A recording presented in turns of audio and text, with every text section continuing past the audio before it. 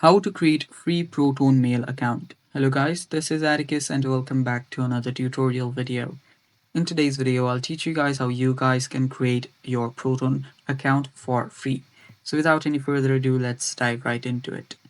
So first step, simply search for Proton, and after you search for Proton, you will see Proton's mail here. You can head over to this mail option. You can directly go to Proton's website as well. It's completely alright. Then right here you will see proton.me/mail. Now there you will see an option to create a free account. Tap on create a free account, and after you tapped on it, you can then choose your plan. I'll just select the free one. Then here you will need to enter your username to create your Proton account. So enter your username, then a password. So you can use whatever password that you want. Make sure that the password that you use is strong. Then after doing that, you can confirm the password by retyping it. Then tap on start using Proton Mail now.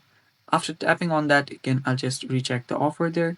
And as you can see, I will then need to go to the captcha right here. So let me just drag this here, put it right there, and tap on next.